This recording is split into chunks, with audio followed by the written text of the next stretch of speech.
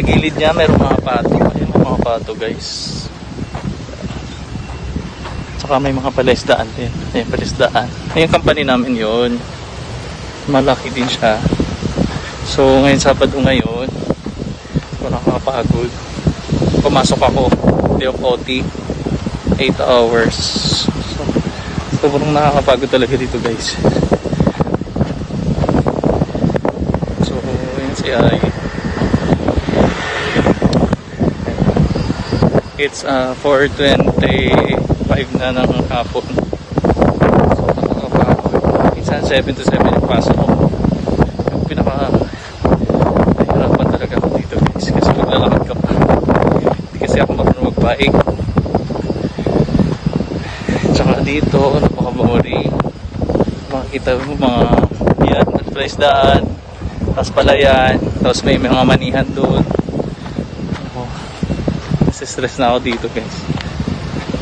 Ayan, maglalakad ako. Ngayon yung nilakad ko, ang layo na. So aga kasi ako na uwi. So guys, yun mo yun, napaka-haggard na talaga ng face. So ayan guys, napakalayo kasi na yun. Sa probinsya talaga ako ng tayo. Sobrang nakaka-boring. Yun na sinabi ko. Yung mga ayan. So, haggard na lang mukha. Uwi. Nakakatakot. Pang umaga na ako. Ganda ng place. Nakapagdapit kasi yung mga tao dito. Yung mga sasakyan. Yung dorm namin guys, layo-layo pa. Ay nako, sobrang pagod. Hindi ko alam kung bakit ko ginagawa to. Tinagod ko yung sarili ko, dapat umuwi na lang ako. Pinahirapan ko lang. Hindi pa ako na masaya pa ako. Pero ngayon nagla-relax lang ako. Naglakad-lakad. Ayun, may mga manian. May mga manian. So ayun kasi yan yung sementeryo po. Yung sementeryo. So dito sa may mga taniman dyan naman eh. Tsaka ito yung mga pato. Yung mga pato. Wala na sila ngayon na harvest na. Konti na lang yung natira. Yung natira is inahin, mga ganun-ganun na siya. Na-harvest na siya. Talagang tinitik. Tignan nyo guys, ang haggard-haggard talaga ng mukha ko. Sana matapos na to. Nahihirapan ako. Nahihirapan ako in the sense na ano. Maganda naman siya yung company. Napakabait ng HR. Sa magandang pwesto na rin ako. Kaso lang yung siyempre paglalakad araw-araw, hindi na rin ako marunong mag-bike. Kahit tuturuan nila ako mag-bike, hirap pa rin ako. Tapos yan, makikita mo parang ang hirap talaga ng buhay dito. Akala ko dati kasi gano'n lang katali. Tapos biglang nagising ako, ang hirap pala. Alam nyo naman, ang galing kami sa syudad. Yan mo makikita mo ganito. May mga maisan din. May balayan, maisan. Yan man eh. So yung dorm namin, malayo-layo pa.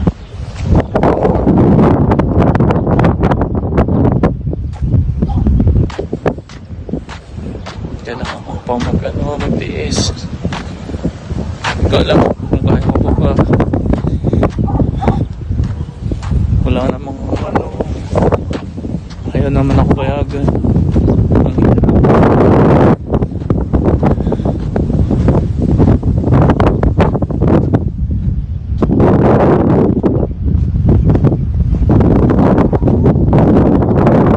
hirap. Sa likod. So ayan, may mga maisan guys. Ayun guys, dito may mga taniman din. Garden nila. So, 15 to 20 minutes ito nilalakad. Pag-uwian, pasok ko. Since pang umaga ako, 7 minsan pasok ko. 7 to 7. Minsan naman is 8 o'clock. Saan ba? Ayan. Pag pinasasakyan dito nakakatakot paggabi. So, ayan. Iba ng jam is yung nakikita nyo guys. Ako na yung pinaka-haggard. Yung dorm namin guys ko. Yung dorm namin. Yan yung company namin lalayo. 15 to 20 minutes pa yung lakad mo.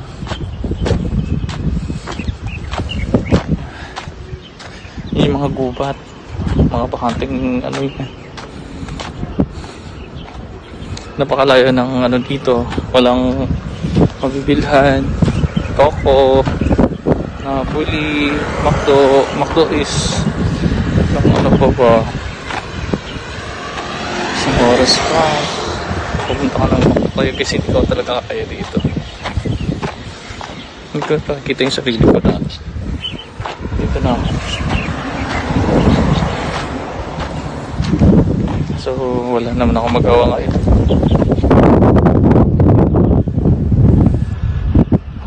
So, ayan. Pupunta na ako ng aming dorm. So, ayan guys. Nandito na ako ngayon sa aming dorm. So, ayan guys. Hello sa inyo lahat. Ayun. Dito, kaka-out ko lang ngayon.